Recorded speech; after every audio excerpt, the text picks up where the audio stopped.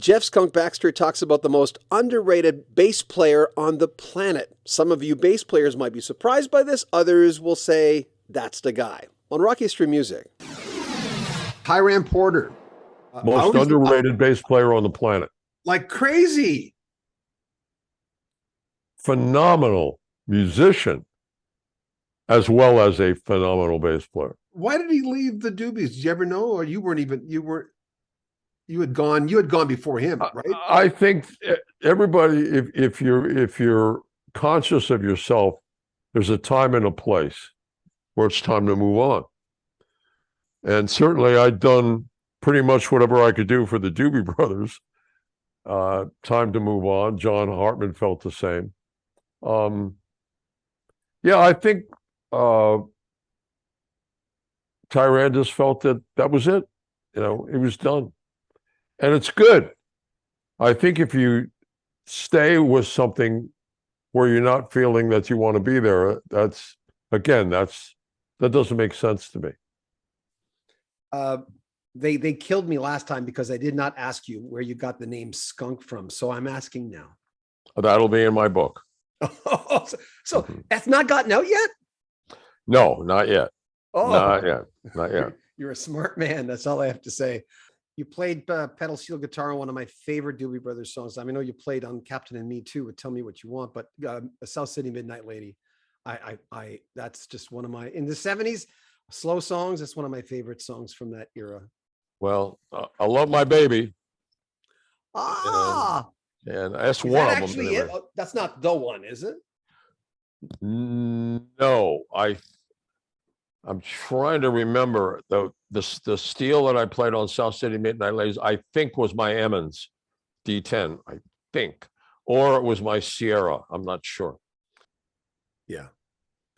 You worked with Lisa Del Bello before she did her big change, a Canadian artist. Because after, I think the album you worked on was Drastic Measures, and after that she just went Peter Gabriel or something. She did something. Did you remember anything about that session? Not a lot, but I do remember that she was really good to work with. There are some artists that make it less than pleasant. And of course, as a studio guy, you just take it in the chest, whatever. You do your job. But I do remember that she was very, very good to work with, and very, very nice is the wrong word, kind, efficacious, outgoing, friendly. Yeah. Joni Mitchell, 1975. Awesome. As a matter of fact, I remember a story. My godson, who's Slim Jim Phantom's son, TJ, Joni and I used to have lunch together every once in a while up at a little restaurant up in Brentwood. And so I asked her if it's okay if I brought TJ with me one time. She said, sure. So I brought him and we had lunch. I think TJ was like 8 or 9 years old, that great age where you're just really beginning to start putting things together. And after we walked out of the restaurant, going over to the car, I said, well, did you have fun? And he said, she is huge, beautiful. And I thought, only from the mouth and the brain of a 9-year-old. That's almost a lyric. She was huge, beautiful. On all iterations.